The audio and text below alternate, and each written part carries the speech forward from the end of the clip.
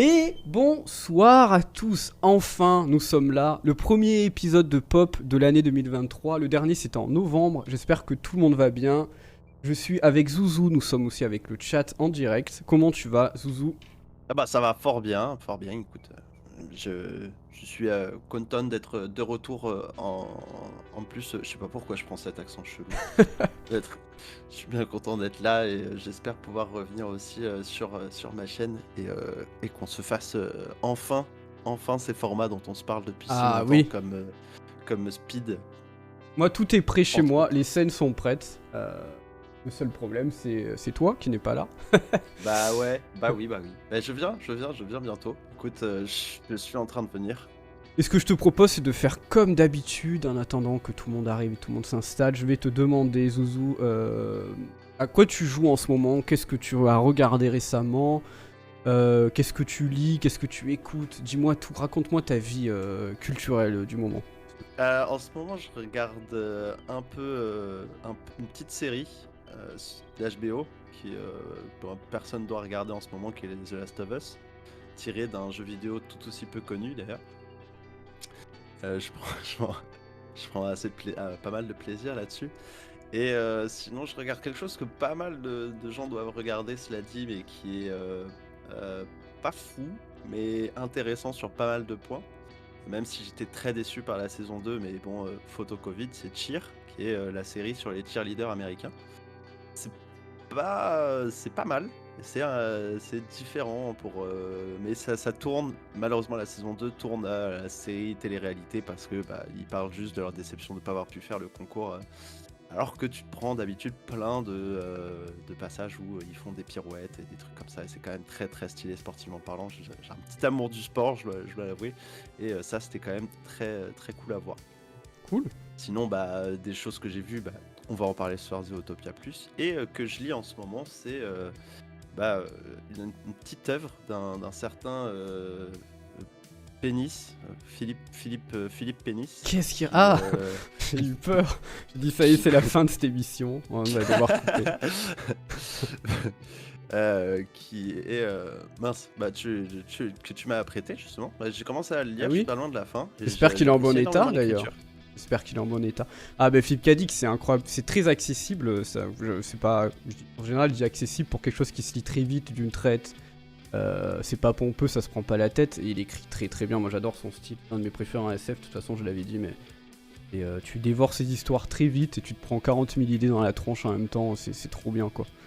Un génie. Ouais, carrément. Bah, j'aime bien parce que c'est un précurseur, ça a été écrit il y a bien longtemps et bon, ça va, je t'avoue que l'état n'est pas au maximum, mais je fais tout mon possible pour le conserver dans le meilleur des états. Ah, Mais tu sais très bien que toi, quand tu vas le recevoir, tu vas le regarder et tu vas faire, mais qu'est-ce que c'est que ce porc, quoi. ah bien sûr, Comparé à toi, comment est-ce que tu conserves des éléments, tout et on peut n'importe avoir des lesquels. taches de Mais Nutella et tout, évidemment. trêve de bavardage, j'ai envie d'en savoir un peu plus sur qu'est-ce que toi tu regardes, à part ce dont on va parler ce soir. Qu'est-ce que tu consommes, Alors, de quoi tu profites en ce moment? bah moi ma dernière...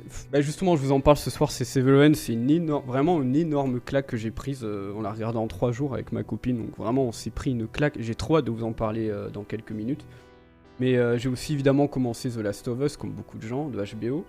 Je suis très content, j'étais un peu dubitatif avec le pilote, parce que je me disais bon c'est vrai que ça suit exactement le jeu, donc c'est très bien pour les gens qui n'ont pas fait le jeu, mais quand tu l'as fait, est-ce que l'intérêt est si grand? L'épisode 2 m'a vraiment bluffé sur plein d'aspects. Et l'épisode 3 que je n'ai pas encore vu, j'ai vu que tout... Je sais de quoi il parle, je me suis un peu fait spoiler malheureusement, je sais qu'il se détache complètement de ce qu'on a vu dans le jeu. Et sinon rapidement, bah moi Persona 3, évidemment, commencer un Persona ça veut dire que tu ne vas jouer à rien d'autre pendant un petit moment. Donc je joue à Persona 3 en ce moment. Je me refais Tinikin, j'ai un peu du mal à dormir donc ça me détend. C'est vraiment un des meilleurs jeux de l'année et beaucoup de montage aussi, parce que je suis en train de monter toutes mes petites vidéos dont on parle, donc je parle depuis un petit moment, j'ai lancé la chaîne YouTube, donc pas mal de taf aussi pour la chaîne, etc. Et sinon, non, Persona 3 en particulier, j'ai commencé hier soir Good Morning Show de Apple TV aussi, et une très bonne Ah, série, donc j'en parlerai aussi pour prochaine émission, je pense, qu'il y a 2 saisons à s'enquiller, donc je vais pas la finir tout de suite. En tout cas, voilà, très bon programme pour moi, et non, je lis pas beaucoup en ce moment. Et j'écoute quoi en ce moment? Bah j'écoute... réécoute toujours les mêmes trucs, moi, Dépêche Mode, parce que le nouveau morceau sort demain, un peu dans l'ambiance. Et voilà. Tu me fais penser, j'écoute Pounds and Kings de Alter Bridge, c'est Mmh. un petit groupe de métal. C'est bonne ambiance, ils sont revenus sur une meilleure écriture que ce qu'ils avaient fait dernièrement. C'est assez cool, c'est pas détonnant de fou, mais je me remets pas mal sur le métal hein, lié au Hellfest, et du coup je me réécoute des Le trucs quoi? à droite à gauche. Le Hellfest, j'ai vu la programmation du Main Square qui est une vaste blague cette année. Je sais que toi tu y étais Ah déjà ouais. allé. T'as vu comme c'est incroyablement nul. Sachant que voilà, et Rock en scène aussi pas terrible à part les Strokes, mais j'ai pas envie de donner de l'argent à Rock en scène qui est devenu une grosse arnaque. Donc voilà. Là pour le coup, il y a Solid Days qui me tente un peu. J'ai pas vu La le prog programme est de pas Soliday. trop mal. Il y a 2-3 artistes que ce serait bien. Mais bon, là, le Hellfest me fait vibrer. Ils ont une programmation incroyable. C'est trop cool. Ouais, Et c'est cool. autre truc, parce que tu parles de jeux vidéo aussi, et d'œuvres que tu as regardées, tu vas parler rapidement. Je vais vous parler de Strange World aussi très rapidement. Le dernier Disney, qui est une sombre merde. Et justement, je vous Il fallait déconseille de parler le de voir. ça, Hein, on aurait une séquence marrante. Là, on a que des trucs bien. Relou. Oui, j'ai hésité, mais j'ai pas trop d'analyse à Faut toujours apporter dans de les ouf pour pop, il l'instant. faut toujours qu'on cale dans les pop une œuvre nulle pour vraiment qu'il y ait un truc marrant, tu vois. C'est vrai, Et, mais je t'avoue que j'ai pas trop envie d'en parler, donc c'est juste pour vous dire de pas aller regarder. Et grâce à toi, j'ai hésité à m'acheter Vampire Survivors. Je pense que je vais l'acheter sur PC juste pour soutenir un peu il est cher, hein. le truc. Ouais, mais sur portable, je trouve ça fou qu'ils le mettent gratuitement et le jeu est génial. Bah oui, c'est trop bien. J'ai pas, en fait, ça fait longtemps que j'ai pas découvert un bon jeu sur téléphone. Je pense que j'ai jamais même vu un jeu aussi bien sur téléphone. Vampire Survivors, c'est la première fois que je me dis, mais waouh, c'est vraiment trop bien. Je l'ai conseillé à un pote, il m'a envoyé un message. Il m'envoie pas beaucoup de messages, il m'a envoyé un message pour me dire c'était trop bien, j'ai trop kiffé. Je fais, ah, Mais putain, chaud. t'as pas fait Je gère ma ferme 2? Il est trop bien sur smartphone.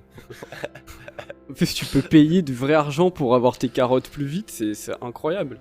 Ouais, mais c'est vrai. Enfin, sur mobile, je l'ai pas fait, moi je l'ai trop fait sur PC. Je comprends. J'ai des dizaines d'heures de jeu, j'ai fait tous les combos, les trucs, les maps. Et ouais, il est sympa, il est cool. C'est hyper addictif, ça joue sur des zones de cerveau évidemment un peu nulles. Mais en même temps, quand je joue à Tinikin, je me dis est-ce que finalement Tinikin, si t'enlèves la DA incroyable et le gameplay cool, finalement tout ce que tu fais c'est aussi. Ton cerveau va absolument trouver tous les petits bouts de miel cachés dans le niveau et au final t'as aussi des mécanismes d'accroche un peu sales. Et tant que je passe un bon moment et que le jeu me vole pas mon argent, moi je m'en fous, ça me détend. C'est ça. Parce que c'est aussi ça, c'est que j'ai joué à Vampire Survivor après avoir joué à Survivor.io sur téléphone, qui est c'est un gacha comme un autre. Et Augustin nous dit dans le Survivor, chat. Augustin nous dit Oui. dans le chat qu'il y a la suite du Soldat Inconnu sur le catalogue jeu Netflix. Bah trop bien, je vais regarder ça alors. J'avais bien aimé Soldat Inconnu, je sais pas si tu connais. Non, Très bon petit non, jeu. je connais pas justement. Je me demandais de quoi il parlait. Tinikin, c'est comme Vampire Survivor en plus beau. J'ai pas dit ça, Louis Labrocante, dans le chat, je n'ai pas dit ça.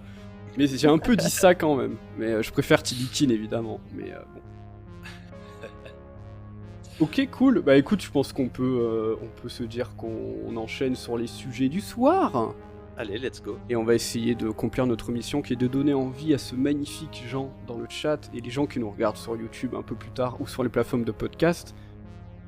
Donner envie de découvrir ces 4 œuvres ou pas si elles sont nulles. Ça, peut-être qu'on n'est pas à l'abri d'une surprise. Donc je te laisse commencer sur, si tu veux bien, sur The Witch. Allez, c'est parti. Explique-nous ce que c'est. Justement, c'est bien qu'on commence par ça parce que c'est une œuvre un peu particulière, The Witch. Alors, je vais commencer déjà par vous dire ce que c'est qu'il a réalisé.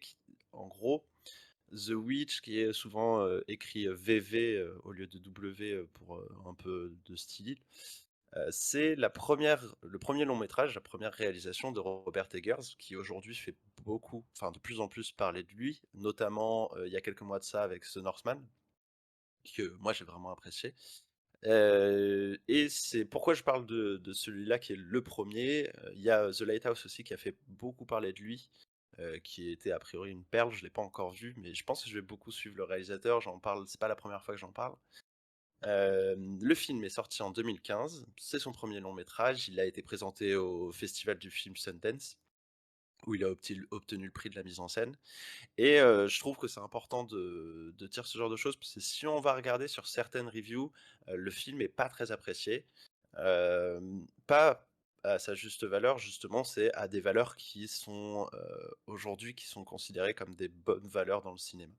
Autrement dit, moi aujourd'hui, quand je vais regarder un film, je vais vraiment m'attacher à pas mal de choses, notamment la réalisation, la photographie, le jeu des acteurs, la bande originale et le rythme et le scénario. Alors ici, le scénario est pas incroyable, même s'il est un peu atypique, mais tout le reste est vraiment très très cool. Et je pense que beaucoup de personnes aujourd'hui, quand ils vont voir un film, ils s'attendent à certains critères, à comment dire, une sélectivité, des choses qui vont les faire vibrer, qui vont les faire bouger, qui vont les faire kiffer. Et quand ils voient un film qui sort comme The Witch, qui a l'air d'être un film d'horreur, où ça pétarade dans tous les sens, où tu te pisses dessus tout du long, bah ils sont déçus, je pense, de se retrouver face à un film d'ambiance, avec une montée en tension, et des frayeurs qui sont pas du bam, du coup sec, mais plutôt du qu'est-ce qui va se passer? Pourquoi la tension elle monte, elle redescend jamais? Et pourtant, moi, je trouve que c'est la meilleure façon de réaliser de l'horreur. C'est ce style en tension qui monte de plus en plus, où il va y avoir un petit peu des descentes, mais où ce sera jamais des jumpscares, où ça va pas te prendre à revers juste pour te faire réagir. La réalisation en plus de Robert Eggers, parce que c'est son premier et son seul film d'horreur pour le moment, elle est sublime. Moi, j'adore les plans séquences qu'il est capable de prendre, de réaliser, la fluidité qui se fait dans l'enchaînement des scènes, ça laisse vraiment pas indifférent. Pour quelqu'un qui s'attache à la réalisation, si on fait pas attention à ça, forcément, bah, on va probablement ne pas apprécier ce côté un peu ennuyeux, dans un sens où c'est gracieux, c'est des plans très longs, du coup c'est très posé, le rythme est pas du tout saccadé et pas très nerveux comme on peut retrouver généralement dans des films d'horreur, comme je pense, je sais pas, du Scream, ou des trucs comme ça, où on va vraiment s'attendre à se faire surprendre à tous les coins de rue, quoi. Et bah, tu vois, ça c'est vraiment très appréciable. La brocante qui dit: «S'il y a pas de jumpscare, c'est cool et j'aime quand c'est lent». Bah, moi pareillement, c'est quelque chose qu'on retrouve pas souvent dans les films d'horreur. Ça, si vous aimez ça, bah, The Witch déjà il va vous plaire, heu, de prime abord. C'est, toute la première moitié du film, c'est clairement énormément de ça. Après le reste, c'est beaucoup plus dans la tension et dans l'écriture, on va s'attarder un peu à essayer de comprendre qu'est-ce qui se passe, pourquoi est-ce que, ces choses-là arrivent? Est-ce que, c'est vraiment, qui est la sorcière? Est-ce qu'il y a une sorcière? Est-ce que ces choses sont vraiment, fantastiques ou est-ce que c'est juste des effets, normaux? Enfin, comment dire? Des choses qui se passent et qui sont un peu, mal interprétées par les personnes, qui sont présentes.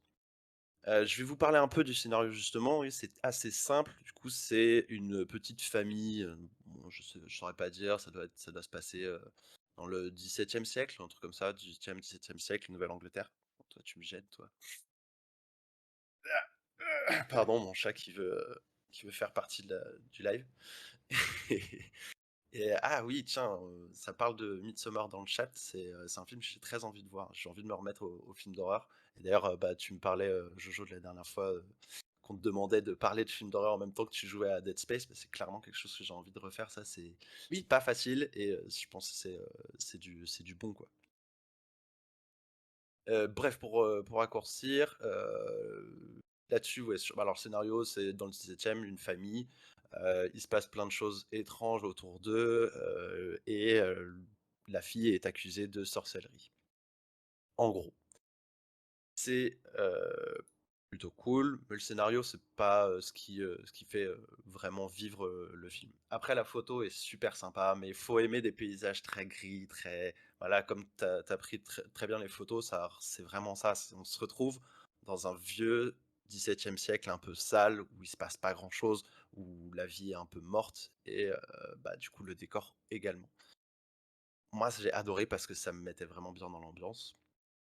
Ça a En l'air plus bien glauque, ouais. Ça a l'air ouais, bien. Moi, quand j'ai regardé les images pour le live, j'ai eu peur juste sur Google Images. Donc, bon, je me dis que le film, je vais pas avoir trop peur. Mais je te poserai la question après, vas-y, continue. hem bah, tu me demanderas, on en reparlera, ouais, beh, franchement superbe. Après je parlais de la photo, les acteurs, honnêtement, je suis peut-être un fanboy, hein, mais Anya Taylor-Joy, jusqu'à maintenant, elle m'a jamais déçu en acting. Je trouve qu'elle fait bah, des trucs très très stylés. Et ils ont un petit kiff tous les deux, hein. Robert Eggers, je pense qu'il s'en cache pas, il adore l'actrice et ça va être la deuxième fois qu'il fait appel à elle, si je dis pas de bêtises. Il y a que dans Et Peaky Blinders, je la trouve pas ouf. En même temps, elle a un rôle pourri, donc ça doit pas aider. dans quoi? Dans Peaky Blinders, Ah, j'ai pas vu la saison où elle apparaît. pas grave, t'es pas obligé. Je pourrais pas dire. Mais pour Franchement, c'est l'instant, pas vois, grave. je l'ai apprécié dans Gambit, dans Queen's Gambit, dans ce film, aussi dans Last Night in Soho. Bref, elle a un beau panel et franchement, je trouve que ce qu'elle fait est bien. Après, pour les autres acteurs, ils sont pas connus, hein, du grand public. Moi, je les connais pas du tout. Mais ils font très très bien le taf, particulièrement le père qui m'a vraiment secoué. Et ensuite, pour raccourcir la bande originale, ça joue le jeu, ça joue vraiment l'attention, c'est bien palpable, c'est très agréable.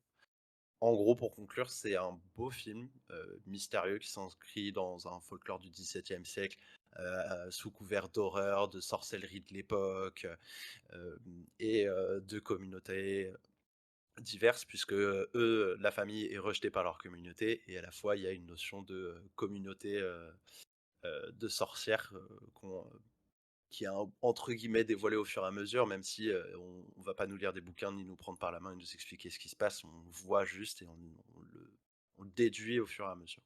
Pour Voilà, les- et qu'est-ce que t'en penses? Est-ce que ça te donne envie? Pour l'échelle de la flippette, c'est de 0 à 10. C'est à combien? T'as vu It Follows ou pas? Oui. C'est du même, c'est un peu moins. C'est vraiment pas mal moins. Ouais, c'est un Parce 7, que quoi. Mais ouais, ok, ouais. c'est du 6-7, ouais. Moi, j'ai pas eu peur de fou, alors qu'It Follows, j'avais vraiment très peur. Mais j'étais pas bien. J'étais vraiment pas bien pendant des bons moments et je me demandais comment ça allait se passer. Et forcément, t'as cette envie que les choses se passent bien, mais les choses se passent pas bien. Et du coup, c'est juste, c'est frustrant, mais de façon agréable. C'est juste, t'es pas Ouais, à l'aise, quoi. Sanou nous dit dans le chat, moi je pense, de ce que je vois, oui, ça a l'air plus malaisant que terrifiant. Moi, du coup, Oui. le malaisant, j'allais dire, c'est ce qui me cringe le plus, ce qui veut dire exactement la même chose. C'est ce qui me terrorise le plus, justement. C'est le malsain et le malaisant me met plus mal, me répugne plus, mais marche aussi beaucoup plus sur moi que juste de la peur pour faire de la peur. Ce que je disais quand je vois Dead Space ne me fait absolument pas peur.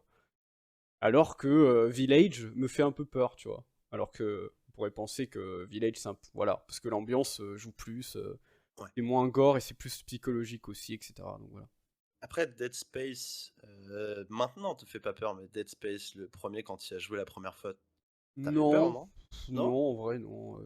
Ah, moi, j'ai eu pas Bah, mal en fait, peur. c'est des jumpscares, des trucs comme ça, que quand on a vu 3 c'est bon, t'es habitué, mais non, je sais pas pourquoi. Alors que Bioshock me faisait plus flipper, tu vois, dans son ambiance, je sais pas. Ah, Bioshock, j'avais bien peur aussi. Ouais, je sais pas. Surtout Mais au début. après, très grand jeu d'espèce, on en reparlera une autre fois. Ouais. Mais, ok, merci en tout cas pour ce The Witch, moi j'ai bien envie de le voir. Et du coup, on peut le regarder où? C'est sur une plateforme, t'as dit, ou c'est... Non, moi, j'avoue que je l'ai vu comme un bon pirate, je regrette. Mais pas The Northman, hein, c'est justement parce que j'ai pas trouvé The Witch. Je peux pas vous dire où le trouver.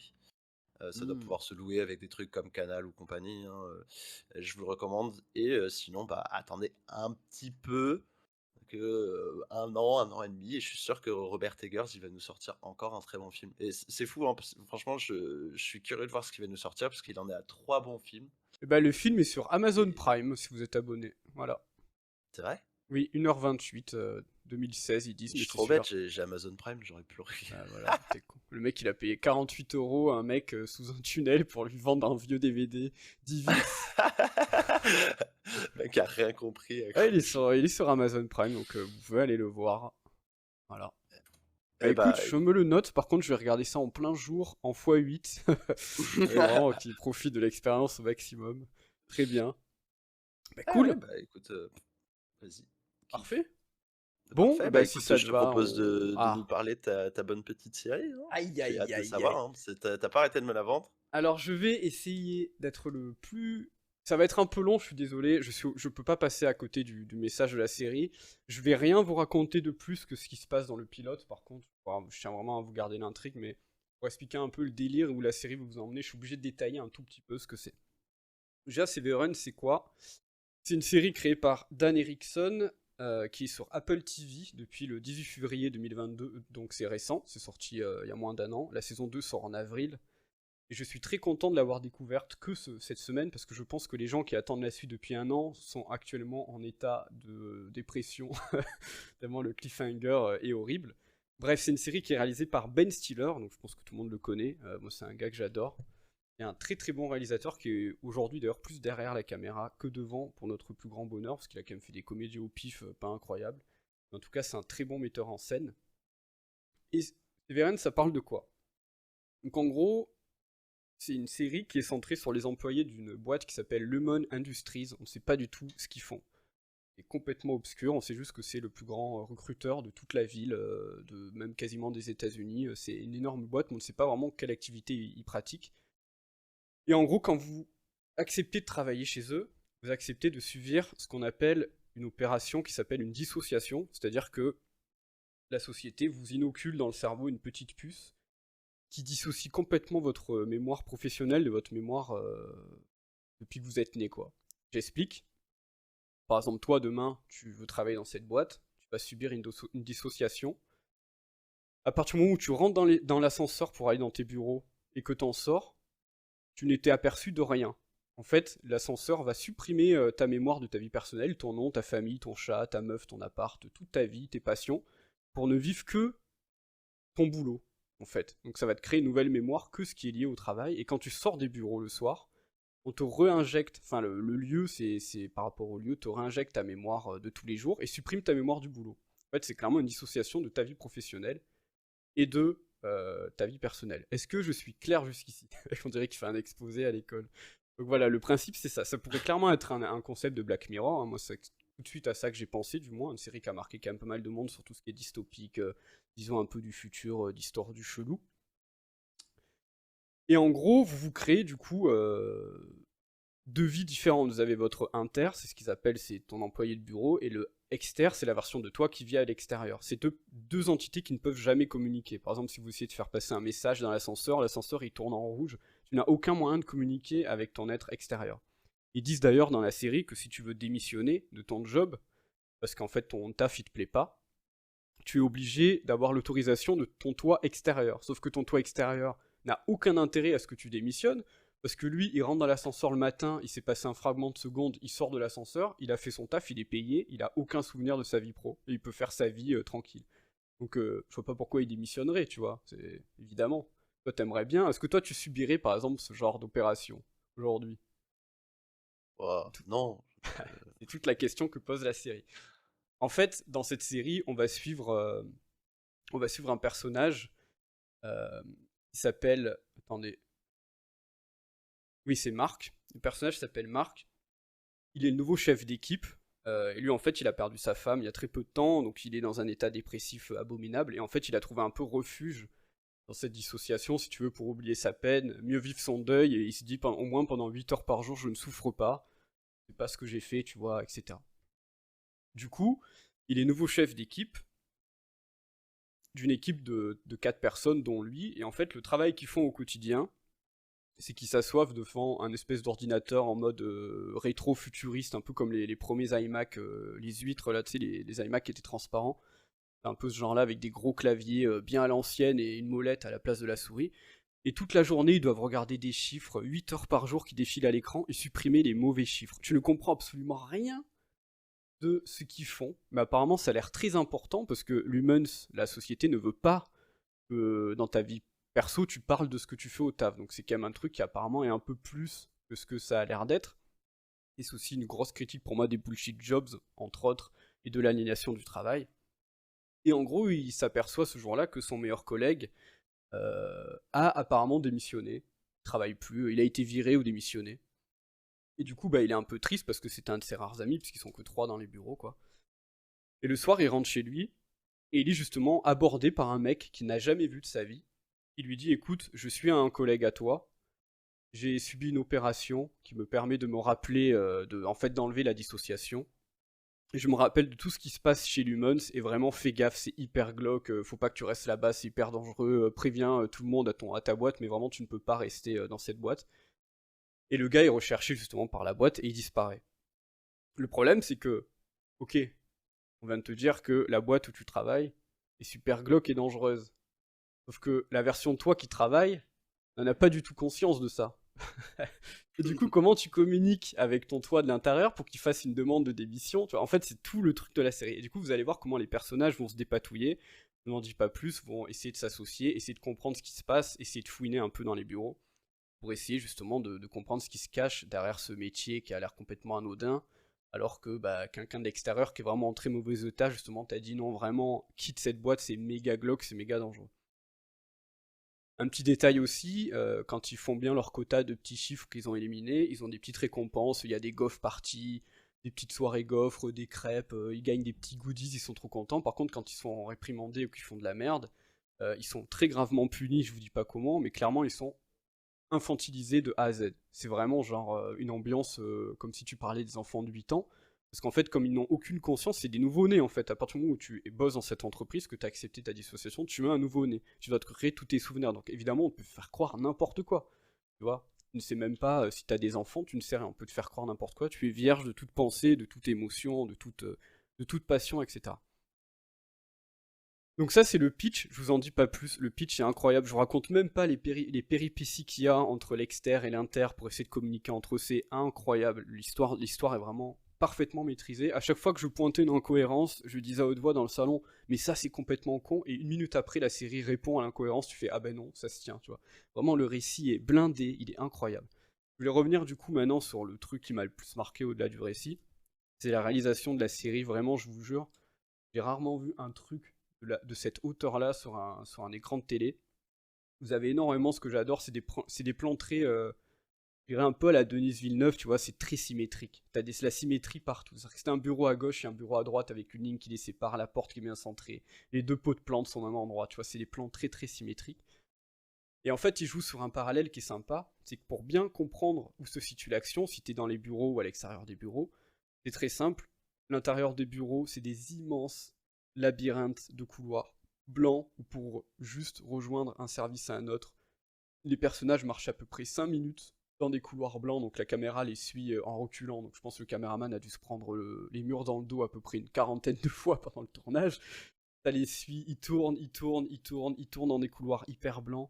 Leur open space à eux, c'est un sol qui est vert, avec 4 bureaux posés au milieu, il n'y a absolument personne autour, donc c'est vide, c'est que des plans extrêmement larges. Et au contraire, quand vous êtes à l'extérieur, donc dans la réalité à l'extérieur du bureau, c'est des plans très serrés, très de nuit, l'hiver en fait. Donc t'as vraiment le contraste très qui te pète les yeux tellement c'est blanc quand ils sont dans les bureaux, et t'as vraiment le côté c'est très sombre, très rapproché et très triste aussi, c'est pas du tout la même ambiance parce que le personnage est en plein deuil, etc. quand c'est à l'extérieur. La mise en scène est juste hallucinante, la musique est juste aussi complètement incroyable. Je vous conseille tous d'aller voir le générique d'introduction de la série sur YouTube, vous allez vous prendre une claque. La musique est de Théodore Shapiro qui a fait un très très beau boulot. Et que vous dire de plus, à part que vraiment c'est une des meilleures séries que j'ai vues depuis très longtemps. Et je regarde beaucoup de séries, Zouzou le sait. Donc vraiment pour que je dise ça, j'avais pas vu une dystopie aussi bien racontée avec un concept aussi fou depuis je pense les premiers épisodes de Black Mirror qui étaient très bons.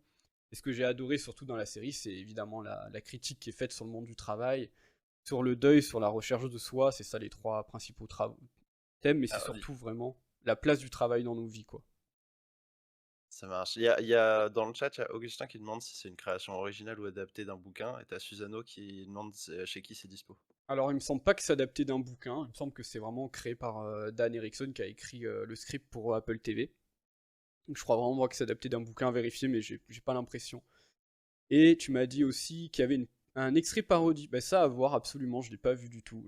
Comme je connais la série depuis très peu de temps, j'avais pas regardé s'il y avait des parodies, mais à voir. En tout cas, je vous la conseille, mise en scène incroyable, les acteurs sont fous, et vraiment le script, la qualité du script, pour un thème aussi compliqué que ça, aussi, vous avez vraiment, voilà, c'est vraiment un scénario imbriqué, vous avez deux enquêtes parallèles, une dans les bureaux, une à l'extérieur, avec deux entités qui ne peuvent pas communiquer, mais la manière dont ils jouent avec ça, avec les souvenirs qui des fois s'entrecroisent, se mélangent, les émotions. Des fois, en fait, ils te montrent aussi certains moments, vous allez voir, les personnages ressentent des choses qui sont pas censés ressortir parce qu'ils ont des fois un amour qui est ancré dans le cerveau ou des passions ou des hobbies qu'ils pratiquent chez eux qui forcément sont tellement ancrés en eux, dans leur être profond, qu'ils vont forcément les reproduire au bureau inconsciemment, parce que même si on te supprime ta mémoire, il y a des choses qui sont innées chez toi et que tu vas forcément reproduire. Donc, il y a aussi tout ce message sur, voilà, sur... La série est incroyable, voilà. Je vais pas détailler plus que ça, je vais pas faire 8 heures. Vraiment, c'est une claque. Et vraiment, regardez, je pense, dès le pilote, vous comprenez tout de suite le délire. Je vous ai rien raconté de plus que les 30 premières minutes de la série. C'est 9 épisodes, c'est sur Apple TV depuis février 2022 et la suite sort en avril et je n'en peux plus parce que le cliffhanger est un des pires dans le bon sens du terme, c'est vraiment qui te rend fou furieux de rage tellement tu veux la suite. En fait, t'es là, tu fais oh les bâtards, tu vois. Le générique de fin d'un épisode à Paris, j'avais pas eu ça depuis genre peut-être Game of Thrones ou des trucs comme ça. T'es en mode ah ouais, là par contre, c'est vraiment des fumiers d'avoir fait ça. Euh, et 6 épisodes sur 9 réalisés par Ben Stiller, effectivement, qui a vraiment donné toute la direction artistique, etc.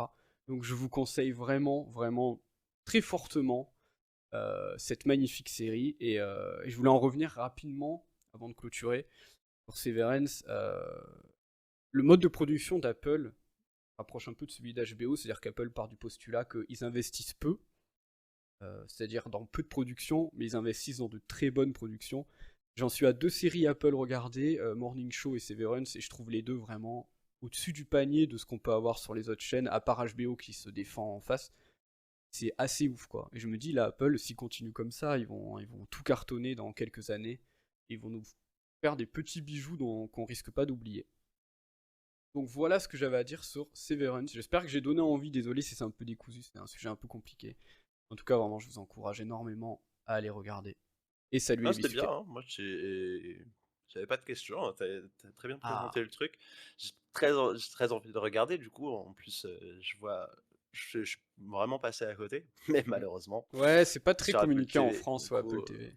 ouais. Toi, en plus, t'as la PlayStation 5, tu sais que tu as 6 mois gratuits, hein, Apple Sur TV. Apple TV? Oui, Ah, je savais pas. télécharge l'application Apple sur ta PS5 et tu as 6 mois gratuits. Donc en 6 mois, tu peux te faire toute leur série, il y en a 5. Donc non, j'exagère, il y en a une petite vingtaine bien, mais il y a Ted Lasso qui est très bien apparemment, il y a Morning Show, il y a ce Severance, et il y a quelques trucs. Il y a une série avec l'acteur, je me rappelle plus son nom, de How I Met Your Mother, le mari de... Comment il s'appelle ce personnage? Ah, Bref, pas le je peux personnage pas te dire le nom. principal, pas Barney, l'autre, voilà. Ils sont 3 mecs, donc le mari de Lily, je me rappelle jamais son Oui, nom. bah maintenant que tu le dis comme ça, bah Oui. forcément, j'arrive pas à le retrouver. Naruto, exactement, Naruto, dis-nous C'est la ça. brocante. Donc voilà, il y a cette série qui a l'air bien. Mais voilà, Apple TV, très Marshall. bon. Marshall, merci Merci, beaucoup, Augustin. Augustin. En tout cas, Severance, regardez. Je pense que j'ai fait le tour des thèmes que je voulais aborder. Mais vraiment, je trouve que la réflexion aussi sur le travail, la place du travail dans nos vies, etc., est vraiment poussée à son maximum. Et effectivement, il y a une phrase dans la série qui est marquante, qu'on connaît un peu tous, mais qui est ce n'est pas vous qui avez besoin du travail, c'est le travail qui a besoin de vous. Et c'est un peu la phrase qui résume toute la série. Mais je ne vous en dis pas plus, regardez cette petite beauté, c'est très beau, très bon, très profond, très intelligent, c'est brillant. Donc voilà. Je te propose, si tu le veux, pour conclure, de passer à ton sujet, qui sont les petits animaux qui parlent. Des petits animaux qui parlent. Ouais. Putain, Zootopia plus. Je te laisse, cher Zouzou, nous présenter cette Allez, série. bah, ça va être rapide, je pense, parce que le postulat bah, il est dans le nom. La première chose, c'est est-ce que vous avez vu Zootopie? Et si vous avez vu et que vous avez kiffé, enfin, c'est quand même rare de pas avoir aimé Zootopie, je pense. C'est Il est cool, très cool. un très bon Disney. Bah, Zootopie Plus, c'est. Ah, franchement, ouais, il était très cool, Zootopie. Et je suis tombé dessus par hasard, Zootopie Plus. Vous allez sur Disney, hein, de toute façon, et il est dispo. Je m'attendais pas à grand chose et j'étais assez agréablement surpris. En vrai, c'est un bon spin-off. Donc, comment ça se propose? En fait, au lieu de. C'est la première fois que j'ai un spin-off comme ça qui est vraiment bien imbriqué dans l'histoire de Zootopie. C'est-à-dire qu'ils vont se concentrer chaque épisode sur un ou plusieurs personnages, mais du coup, généralement, c'est plutôt un personnage et un ou deux autour, quoi. Par exemple, le premier épisode se concentre sur les parents j'ai oublié son nom, de la lapine, de Hobbs, du lieutenant Hop. Et c'est super intéressant parce que, en fait, ils vont reprendre le film et ils vont prendre une toute petite partie du film pour introduire quel moment, quel endroit et quel personnage on va suivre. Du coup, déjà, ça, c'est très agréable parce que ça, si vous avez kiffé Zootopie, que vous voulez voir un peu plus de l'univers, c'est super agréable parce que c'est vraiment genre, ouais, il y a toujours un peu ce genre de questions, ouais, je me demande ce que lui il fait à ce moment-là. Tu vois, par exemple, toi, tu me dis, genre, dans les Marvel, il y a un tel qui se fait attaquer, je sais pas, il y a Iron Man qui est tout seul contre des extraterrestres qui vont détruire la Terre, mais t'as tous les autres, ils sont où? On sait pas. Bah, le pire, c'est le président américain qui se fait enlever dans Iron Man 3 et tu n'as pas Captain America. Il était un RTT ce jour-là. Voilà, C'est voilà. vraiment de la daube finie. Voilà, on est sur ce genre de postulat. Là, c'est l'inverse, c'est vraiment euh, tous les éléments se raccrochent très bien à l'histoire. Ils s'imbriquent dedans vraiment de façon agréable, où on est là, oh tiens, c'est cool, on va en apprendre un peu plus sur l'histoire du personnage de la mafia, comment est-ce qu'il est devenu à la tête de la mafia. C'est clairement une question qu'on se demande. Moi, je me suis posé en regardant, mais je me suis dit, mais comment est-ce que, enfin, je sais pas, c'est un rat ou une toute petite souris, enfin bref, comment est-ce que ça devient patron de la mafia et où tu as plein d'ours polaires qui sont tout autour et qui le protègent. Tu te dis, ça n'a pas de sens. Les ours polaires, il lui chie, au visage en 2 secondes, c'est bon, il est plié, quoi. Il est mort sous du caca. Enfin, bref. Euh, Là, c'est tout ça. C'est plein de petits trucs assez cool. Je me pose peut-être un peu trop de questions, c'est vrai. Mais moi, j'ai vraiment trouvé ça agréable parce que j'étais, ah putain, c'est cool. On se prend un petit instant de vie des parents du lieutenant Hop, du furet qui fait une apparition d'à peine 2 minutes Et c'est vrai. dans le film de base. Plein de petits trucs comme ça, ou un peu une petite story background sur le flic de l'accueil qui est un léopard ou une panthère, je Ouais, saurais il est pas. trop Non, un stylé, léopard lui. ou un truc comme ça. Il est trop sympa. Et t'as une petite histoire autour de lui, de son kiff avec la gazelle. Franchement, j'ai vraiment passé un bon moment et c'est pas grand chose, c'est pas exceptionnel, hein, c'est pas la meilleure Oui. animation que j'ai vue, mais c'est une Lévis. bonne petite série spin-off Lévisuke qui où nous on dit, moi je veux revit. revoir Flash. Moi je veux trop une série sur Flash, Et carrément. il y a un épisode sur Flash également là, Ah, ben voilà, ben voilà. justement, et il est génial. En fait, t'as même un. Ouais, non, c'est ça, t'as un épisode où c'est pas sur Flash, c'est sur un furet qui est un peu du même genre que le furet qu'elle essaye de trouver, lieutenant Hop, pendant son enquête au début. Et c'est justement Flash qui intervient et qui rentre en ligne de compte. Suivre Flash pendant tout un épisode, je pense que ça aurait été très lent. L'épisode fait Et du coup, 8 ils ont eu heures. cette bonne idée de mettre le furet pour donner un peu de dynamisme autour de cette lenteur, donc faire le contraste. Et ça donne une explication aussi sur pourquoi il se fait arrêter à un moment. Bref, c'est ça qui est très cool, c'est vraiment bien imbriqué dans le film, dans le long métrage plutôt, je devrais dire, dans l'animation. Ça me donne trop envie. Et vraiment, j'ai passé un bon petit moment. En plus, c'est super rapide parce que c'est des tout petits épisodes. Je crois qu'ils durent à peine. Non, c'est combien de temps les épisodes? Je crois que c'est 7 minutes. Ouais, c'est ça, c'est 7 minutes. C'est 7 minutes par épisode. Donc c'est vraiment très très rapide. Ah oui, Ça c'est se des. croque en une D'accord. soirée. C'est Ouais, combien ouais, d'épisodes, tu disais? il y en a 6. C'est Ah oui, c'est finito une en 10 saison de 6 minutes, quoi. épisodes. Ok, Ouais, ok. ouais, et ça se mange super vite en On plus. nous demande dans Enfin, le chat si en termes de rendu, tu vois une grosse diff avec le film ou c'est la même qualité de prod. c'est la question que je me suis posée aussi avant de venir ce soir pour en parler, et c'est pas du tout la même prod, c'est pas les mêmes scénaristes, pas les mêmes directeurs, enfin directeurs réalisateurs, pardon. Et pourtant, j'ai pas vu de différence. La patte n'est pas pareille, clairement. Il y a pas le même dynamisme. C'est plus dynamique et moins réaliste, dans le sens où il y a quand même beaucoup de faits, de gestes, de déplacements dans le film qui paraissent réalistes, où on peut se dire ouais, ce serait carrément plausible ça. Alors que là, ça défie un peu les lois de la gravité, ça repart plus dans le côté cartoon de l'animation. Mais à part ça, globalement, j'ai pas senti de grosse différence. En plus, j'ai vu les deux quasiment l'un après l'autre, hein, ça a deux jours de différence.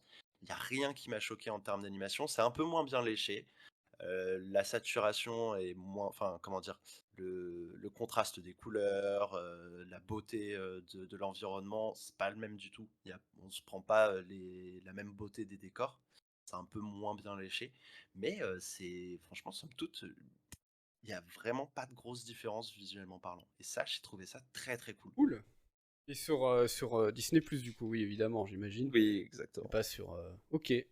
Waouh, bah, je savais pas que c'était aussi court. Et tu sais s'ils prévoient de faire d'autres persos, de petits courts-métrages, Je d'autres... pense pas. C'est aussi ça qui est bien de série, c'est que ils feront que ça. Je pense que ce serait un peu trop poussé d'aller chercher encore d'autres personnages parce que là ils ont pris en fait les meilleurs Oui, personnages oui, et qui oui. ont eu le plus de succès et ils leur ont donné une petite histoire chacun. C'est trop bien, Chacun. parce que tu dis... En plus, c'est vrai que ça paraît logique avec Zootopia, de se dire, il y a tellement de petits persos marrants qu'on a vu peu de temps, que tu peux vraiment faire, comme tu dis, tout leur background autour, et je trouve que ça rajoute encore plus de matière au film. Franchement, c'est trop bien. Ok, ok, ça donne bien envie. Je savais pas que c'était des petits formats comme ça, 6-8 minutes. Trop bien. Trop envie J'adore, maintenant, du coup. je te donne ce qu'il dit. Il y a 6 épisodes de 7 minutes. Ah oui, c'est finito en 10 minutes. C'est Ah oui, texto si ce que tu, t'as si tu dit. regardes, si tu regardes en x4, t'as raison. L'enfer. Ça donne bien envie en tout cas. Ça donne bien envie. Et je sais pas si Disney prévoyait au moment de faire un Zootopia 2, parce que l'univers il est un peu infini. En tout cas, la série, moi j'en ai très peu entendu parler. J'ai pas Disney, donc j'imagine que ça doit être un peu en bannière et tout, mais même, je pense, pas vu trop de com là-dessus, etc., qui a été faite. Ça donne bien envie de découvrir. En plus, c'est court, Non, donc bah, pourquoi se priver? ouais, clairement. Bah, si vous avez Disney+, de toute façon, c'est aussi pour ça que je vais vous parler de Strange World très rapidement. Si vous vous demandez quoi regarder, allez regarder Zootopie, puis Zootopia+. Enfin, re-regardez Zootopie et regardez la série après. Mais n'allez pas regarder Strange World. Je vous le déconseille. Vraiment, très très très très fort. J'en profite pour le dire. Je sais pas si... bah, tu te rappelles l'Atlantis? Oui. Ouais, l'Atlantide, je sais plus le titre exact de Disney. Non, Bon, mais je vois bref. de quoi tu parles. Bon, moi, j'en avais un meilleur souvenir que ce que je pensais. C'est pas mauvais, hein, mais c'est pas fou, fou quand même. Par contre, dans Strange World, c'est un peu la même chose. Tu reprends un peu l'esprit Atlantis, sauf que tu fais une écriture un peu pétée. Tu Ouais. reprends des éléments qu'on a déjà vu plein de fois avant. Je vais pas le dire parce que ce serait spoiler un peu. Qu'on peut retrouver dans pas mal d'univers précédemment, sauf que là c'est beaucoup moins bien recherché, c'est pour des enfants clairement. Et ça fait. Mais ils font n'importe quoi. En fait, ils font plein de choses, et juste parce que c'est une animation, c'est bon, c'est plausible, on peut. Et Ouais. t'es là, alors, c'est pauvre en écriture, l'animation est pas si belle, je m'attendais à quand même un peu mieux, surtout après Alerte Rouge qui est magnifique. Euh, voilà, et puis je parle même pas du doublage qui, bah, en même temps, tu leur donnes un truc pourri, qu'est-ce que tu veux faire avec un truc pourri pour faire un bon doublage? Ouais. Voilà. En plus, il y a Jake Gyllenhaal, j'ai vu. Bref, revenons sur Zootopia Plus. Si tu veux, ce qu'on peut faire, je pense, pour le 1er avril, on se fait un pop nul. On change la DA, on met tout en rouge, un peu cringe, fluo, là, et on fait que des pires œuvres qu'on a vues dans l'année. Ça pourrait être marrant aussi. Génial. C'est Ouais, l'inverse, c'est les œuvres qu'on ne vous recommande jamais. Tu vois, genre vraiment, ne regardez pas ça.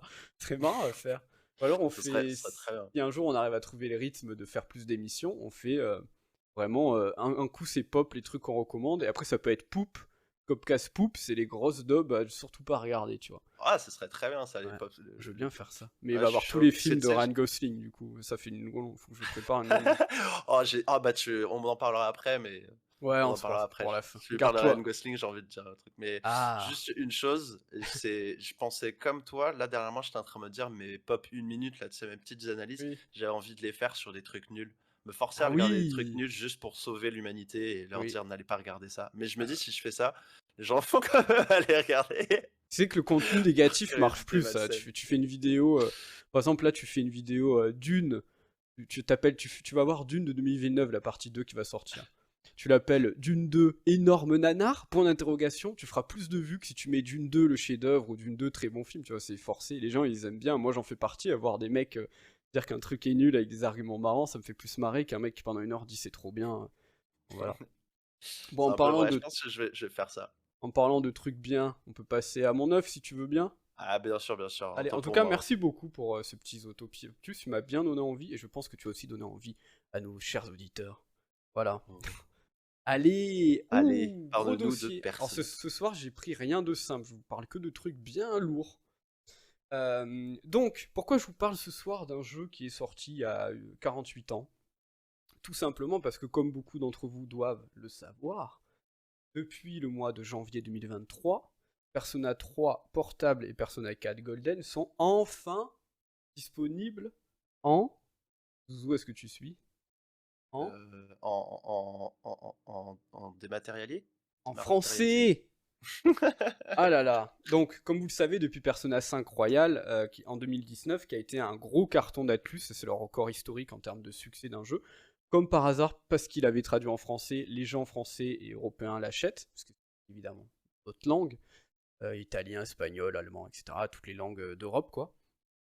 Enfin, aujourd'hui, on peut profiter sur PlayStation, Xbox, votre Switch, surtout sur Switch, on peut profiter de ces deux personas assez cultes, hein, le 3 et le 4 sont des très très bons jeux, en français, et c'est très cool. Et moi, en fait, du coup, j'ai sauté dessus, parce que, en fait, Persona 3, c'est une énorme frustration que j'ai, c'est que je l'avais fait à l'époque sur ma PS2, on me l'avait prêté, et je comprenais rien à l'anglais. Aujourd'hui, j'ai un peu progressé, j'ai la chance d'avoir un peu progressé en anglais, j'ai moins de soucis, mais vraiment, en fait, je jouais, j'adorais le gameplay et tout, mais alors je suis vraiment passé à côté de l'histoire très vite, et au bout d'un moment, j'ai décroché parce que j'en avais marre de passer mon temps à regarder la traduction sur internet et tout. Et je fais bon, allez, c'est bon, tant pis, je le ferai plus tard quand il sortira en français. 15 ans plus tard, c'est bon, avec l'attente la plus longue du monde. Donc j'ai sauté sur le jeu. Donc qu'est-ce que c'est Persona 3 Portable, rapidement? C'est euh, en fait une version. Alors vous savez, vous avez eu Persona 5 Royal pour Persona 5 qui est une version améliorée, Persona 4 Golden pour Persona 4 qui est une version améliorée. Persona 3 Portable est une version améliorée de Persona 3 qui était sortie sur PSP en 2009 au Japon et en 2011 en Europe.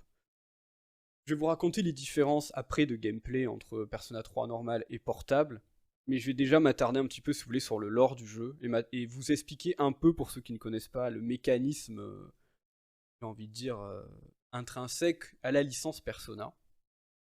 Donc le scénario, c'est que vous incarnez du coup un jeune lycéen transféré dans un nouveau lycée, dans une ville japonaise au bord de la mer. Donc ça, c'est tous les personnages. Vous êtes un jeune adolescent qui arrive dans un nouveau lycée, dans une ville qu'il ne connaît pas en général. Et en gros, dans votre dortoir, vous avez un dortoir un peu de luxe bourgeois. Pas combien ça coûte, mais ça a l'air un peu rush vu la tronche du truc.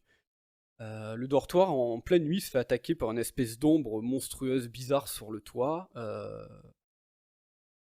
Et quand vous voyez ça, vous vous battez contre cette ombre, vous vous évanouissez, et vous vous réveillez 10 jours plus tard à l'hôpital, et en fait, il y a une de vos collègues d'école qui vous dit que vous avez été attaqué par des ombres, et vous faites partie des rares personnes qui peuvent les combattre et les voir, et les combattre surtout, parce qu'avant de les combattre, c'est bien de les voir quand même.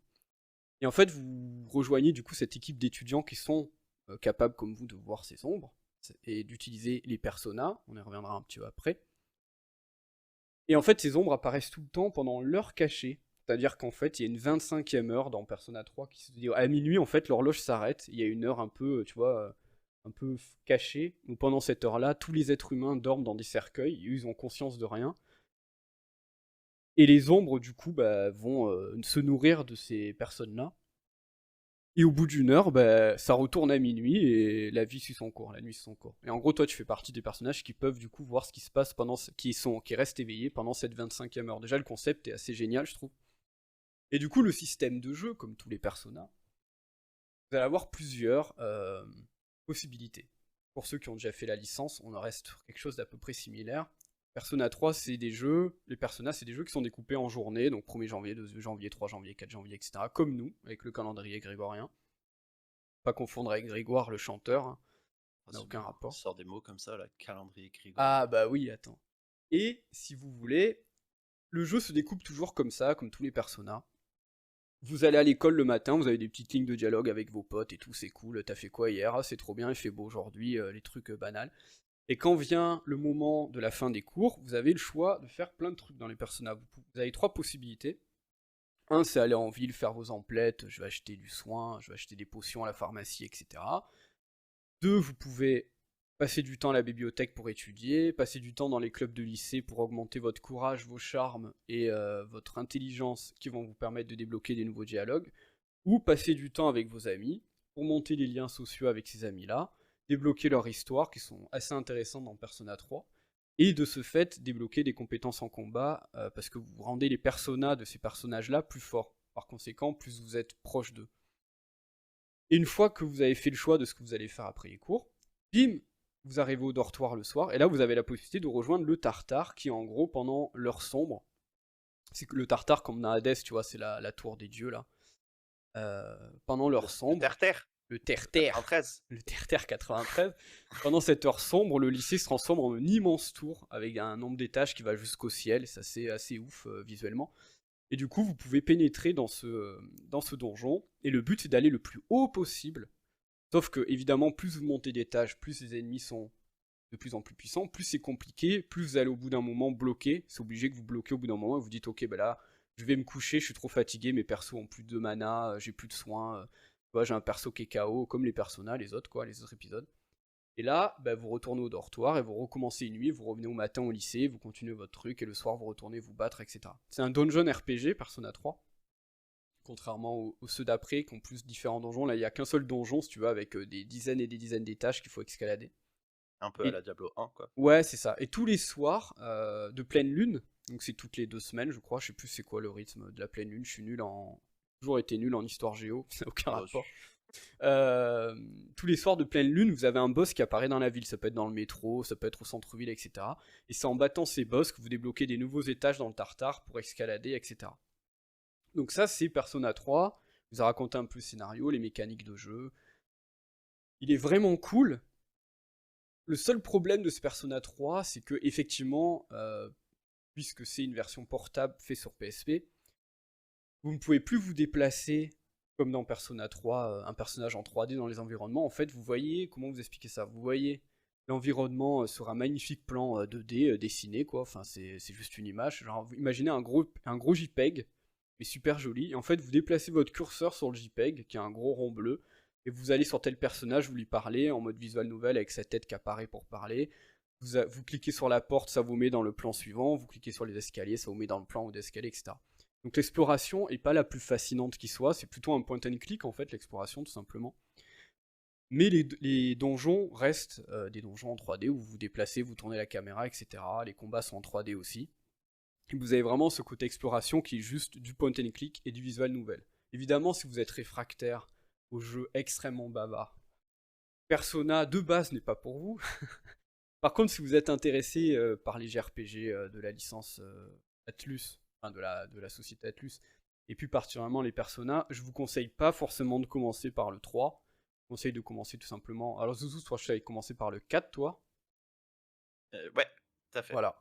Moi je conseille toujours aux gens que j'aime de commencer par le 5 pour qu'ils vivent un moment incroyable, et de descendre petit à petit les échelons pour découvrir ce que Atlus a fait d'autre, dans d'autres environnements, d'autres DA et d'autres évidemment ambiances. Le 4 étant mon Persona préféré.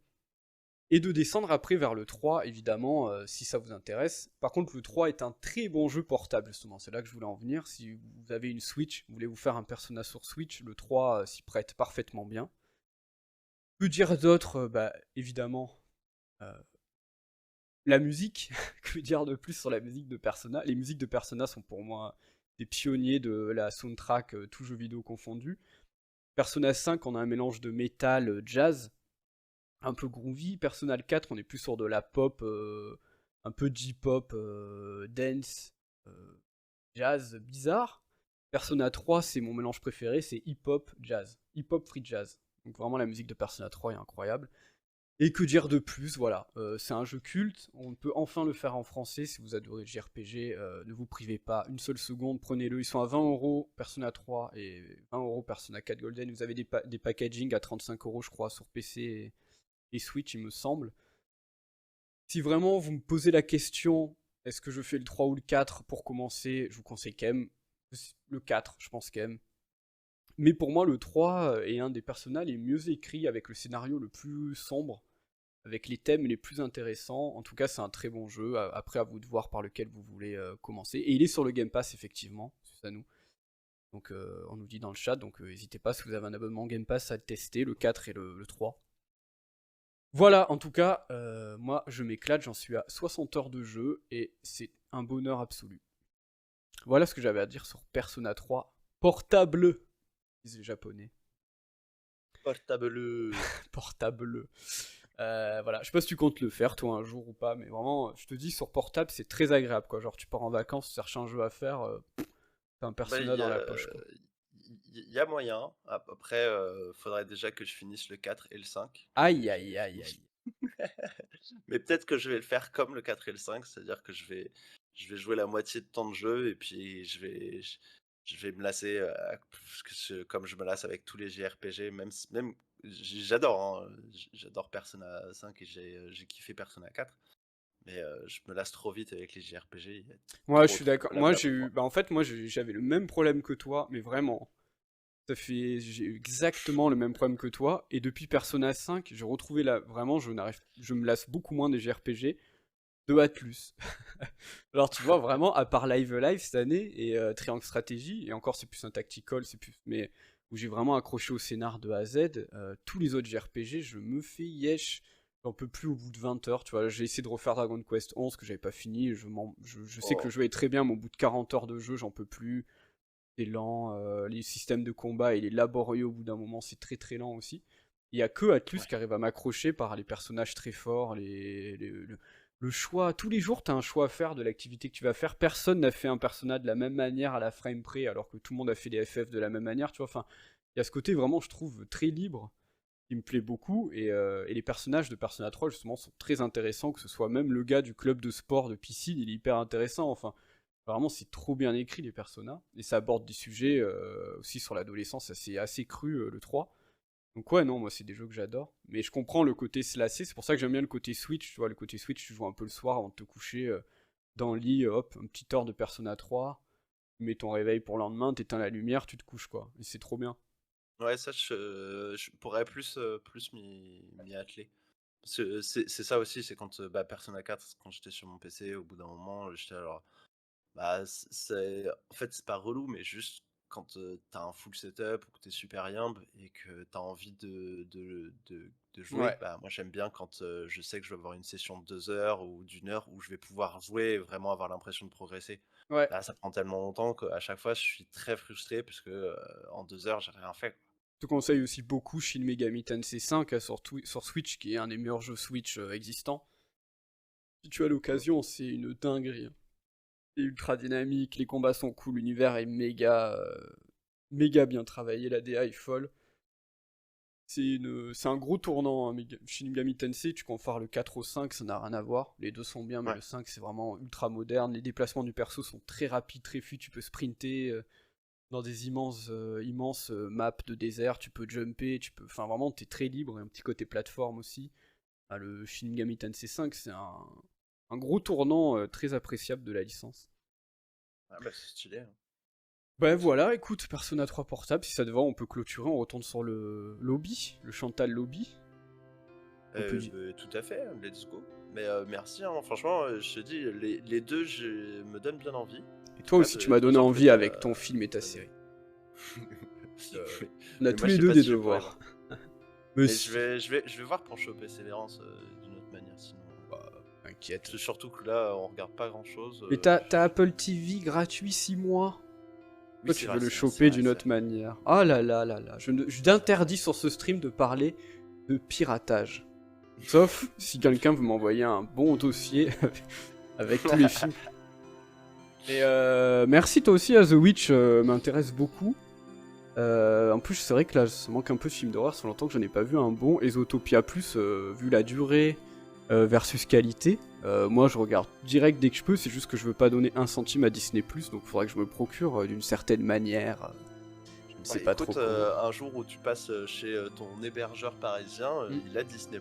Ah Vu la vitesse à laquelle ça peut se regarder, tu pourras en oui, c'est profiter un vrai. petit temps.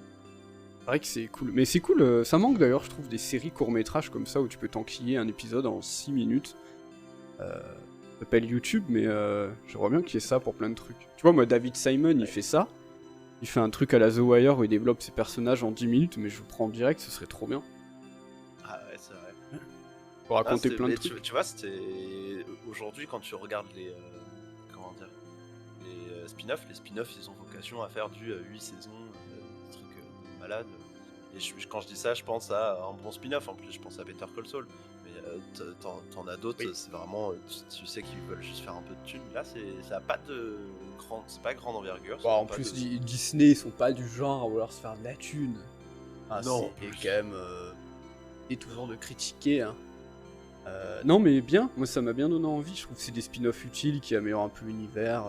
Ouais, c'est cool, tu m'as bien donné envie en tout cas. Et Persona, maintenant que j'ai fini, en plus, tu sais quoi, je pense que Persona 5, je vais le reprendre. Maintenant que j'ai fini God of War Ragnarok, Ah, c'est mon prochain game. Et d'abord, je finis Overcooked avec ma copine. Parce que la 2, c'est quand même un très très grand plaisir. oui, alors que moi, on peut pas jouer avec ma copine à Overcook parce que on s'engueule et on se parle pas de la soirée. Donc j'ai arrêté. Je suis passé à ça plusieurs fois, donc t'inquiète pas. Alors déjà, t'as la réflexion de eh, pourquoi tu t'investis autant là à couper les tomates et dans la vraie vie, c'est moi qui me tape tout. Alors déjà, ça énerve. Mais alors après c'est toujours le truc de forcément, en fait, c'est des jeux faits pour touiller. Donc au bout d'un moment, tu lui dis je t'avais dit de me passer le steak, je m'occupe du steak. Et elle me fait tu me parles pas comme ça. Et ça commence à partir en live. Et après, chacun reste dans la pièce pendant 2 heures de son côté. Tu fais putain, à cause de ce putain de jeu, ma vie est foutue en l'air, quoi. Voilà. Donc du coup, j'ai arrêté. Je joue avec mon frère, au moins on s'engueule, mais on aime bien s'engueuler, tu vois. Bref. Ouais, je vois, genre. Mais tu vois, genre, il y a Susanoo qui joue avec moi. C'est ça plus simple. Mais je sais pas si on va pas s'engueuler aussi. Ah, mais pour ça, il faut pas. Même, On pourrait faire un speed overcooked. mais moi, Overcook, je suis là, hein, parce que Overcook. D'ailleurs, je pense que ça pourrait être un bon challenge. Un jour, on se fait un speed Scopcast speed, où on est à 2 contre 2 et 2, qui font 2 teams d'Overcook, tu vois. La première team de 2 qui arrive, genre au niveau 10. C'est trop marrant. Ah non, parce que t'as pas de... C'est pas des time... Oui, c'est des durées prédéfinies, on peut pas, en fait. Ouais, c'est un score. Mais Après, si, parce que tu peux faire Faut regarder le mode arcade. Le mode arcade, je sais pas si tu peux pas changer des trucs ou quoi. Au pire, de toute façon, ceux qui sont bons, ils finiront. Ceux qui finiront pas, ils auront un niveau de retard et basta. Mais Ouais, ça peut se faire. surtout ça, ce sera au point, quoi. Au point, bam, Ah, ça serait marrant. le niveau des camions, Augustin, il est abominable. Dans Ah Overcook, ouais. ouais. Ouais, Le le- pire, moi, c'est la glace. J'ai trop du mal à faire 3 Mais étoiles. t'avais fait les DLC du 2? Parce que dans le 2, t'as carrément les plats... je crois que t'as les plats chinois qui sont horribles à faire parce que t'as des espèces de trucs de flammes partout, des dragons qui... C'est l'enfer. Ils sont horribles, les niveaux du On DLC. n'a pas tout fait encore, donc je sais pas si on est allé là-dessus, mais je le trouve vraiment hard et assez trash le 2 comparé au 1, quoi. Enfin, le début du 2, c'est ultra mignon comparé au Ouais. 1, et au bout d'un moment, ça devient vraiment hardcore, alors que le 1, c'est toujours assez sympa. T'as un petit côté Ouais. assouvi, alors que le 2, il y a des moments, t'es là, genre, waouh. Ouais, je suis d'accord, frustrant, ce je suis niveau. très d'accord. Et il y a Susanou qui voudrait nous voir faire du Text-2 sur la chaîne, je serais trop chaud. Ah ouais, Texto. grave. Bah après, tu l'as fait ou pas? Non, toujours pas. Ah J'ai bah, pas- vas-y, moi, j'ai- ce serait avec plaisir de le faire avec toi. J'ai fini avec ma copine, c'était un vraiment bon jeu à deux. C'est le premier ami qui me propose, parce que... Non mais cool, ouais. Et est-ce que c'est un jeu où on s'engueule, ou c'est parce que, en fait, moi j'aimerais bien jouer avec ma copine, mais pareil, quoi, il se passe le débat de est-ce qu'on va passer une mauvaise soirée ou pas. Non, tu vois, avec Overcooked, on s'est pris la tête quelques fois, mais It Takes Two, c'était plus genre elle se sentait trop mal de se mettre de mourir ou des trucs comme ça. Hmm. Bon, c'est vraiment de la coop, c'est pas pas genre quick thinking ou ce genre de truc, tu joues Ouais. pas sous la pression nécessairement, c'est vraiment tu dois réfléchir à comment tu t'avances au fur et à mesure, que c'est un petit jeu d'aventure tranquille. Ouais, très key. Ouais, cool. Bah ouais, je voudrais que j'essaye. Non mais cool en tout cas, fais des petits jeux en coop. Ah, il y a Augustin qui dit qu'il veut nous voir faire Cuphead. Je suis trop chaud. J'ai Ah trop envie de ouais. le faire. On m'en a parlé énormément de fois. Il a l'air vraiment bien. J'ai Ah pas mais joué. moi, Je sais pas si tu as joué, Cuphead... toi. Si, moi, Cuphead, j'ai pas tenu beaucoup de niveau parce que je suis très nul. Et surtout, ça va être le jeu, évidemment, hein, le premier jeu de Year Zero, Blob Escape de Valentin D qui doit être dans le chat. Évidemment, ce jeu-là, on va bien crever aussi quand on va le faire en challenge. Ah ouais, Ça va être dur. Ça va être trash même. Bah écoute, adapté. pour conclure, on a déjà un peu discuté, mais normalement on a fait n'importe quoi, parce qu'on est censé d'abord dire les trucs qu'on attend, et après on dit n'importe quoi. Donc on peut le faire maintenant. Est-ce que tu as des attentes particulières avant la prochaine émission qui aura lieu sûrement en juillet? Est-ce que tu as des... Alors ce que je disais tout à l'heure, parce que sinon j'ai pas beaucoup plus enfin j'ai pas d'autres attentes que ce qu'on avait dit tout à l'heure, mais c'est vrai, je vais en reparler. J'ai trop hâte de voir The Barbie, hein, un bon film bien Bien nul, sûr. j'ai trop envie. Non, après il n'y a pas de vraiment là sur le court terme, il n'y a pas grand chose que j'attends. J'ai hâte de voir les prochains épisodes de Last of Us. J'ai hâte de voir ce que va donner la saison 3 de The Witcher. Sait-on jamais que ça pourrait être vraiment très très nul. Je pense que ça va vraiment être craqué. Pas tenu la 2, donc... Ouais, je te comprends. Moi j'ai vraiment un attachement. J'arrive pas à décrocher. Parce que t'es amoureux d'Henri Cavill aussi. Il y a un peu de ça, ouais, grave. Ça. C'est tellement ça. Non, sinon, je t'avoue qu'il n'y a pas de grands trucs qui me tentent. Enfin, pas. Si, il y a des trucs qui me tentent. Mais des trucs que j'attends. Je me dis, dans 3 semaines ça sort, j'y vais direct. À part les films dont on a déjà parlé, hein, le prochain The Killer, on en parlait.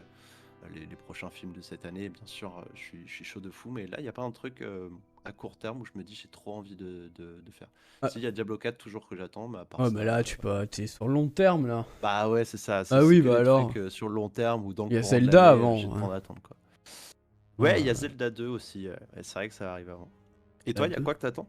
Alors moi, bah déjà, il y a justement, on nous parle dans le chat de la famille Asada qui a l'air un chef-d'œuvre. Il faut absolument que je vois ce film. Je sais pas si t'as vu la bande-annonce, ça a l'air très Non, très j'ai beau. pas vu. Film japonais qui a l'air vraiment cool. J'ai vu l'affiche, mais pas la bande-annonce. Ouais, et bah apparemment, moi je sais qu'on l'a vu la dernière fois en stream. Il y a aussi Tar que j'attends beaucoup, que je vais aller voir semaine prochaine, je crois qu'il sort bientôt. Avec Kate Blanchett qui a l'air très très bon. sorti Babylone, j'hésite toujours à aller le voir, je suis pas sûr que ça va me plaire. Putain, j'aime bien Damien Chazelle, mais j'ai peur que ça chante trop et que ça raconte trop sa vie en chantant. Mais je vais quand même essayer d'y aller.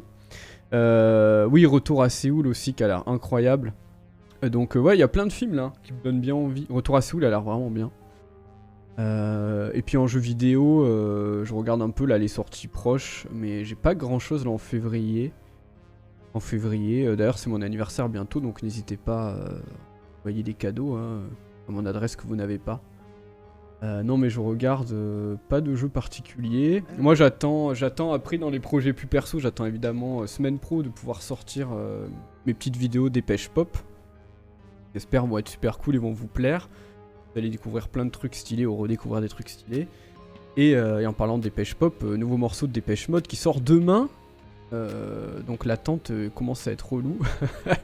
Et on sait pas s'ils vont annoncer l'album en même temps, la pochette, d'autres dates, voilà. On verra, mais en tout cas déjà le morceau qui a l'air cool. Et voilà, en mes attentes. Et en série, Morning Show que je continue. Et après, je sais pas du tout ce que je vais regarder en série parce que j'ai un peu fait le tour là de tout ce que je voulais voir. Severance qui était depuis longtemps sur ma liste. Je regarde un peu ce que je peux rattraper. Je peux profiter d'Apple TV, je pense, pour regarder des trucs. Parce qu'ils ont bien. Il y a une série avec Elisabeth Moss qui a l'air bien, je sais plus le nom. Avec Elisabeth Moss. Il faut regarder 86, un super animé. Bah vas-y, je me note ça. Je regarderai, si j'aime bien, vous en parlerai.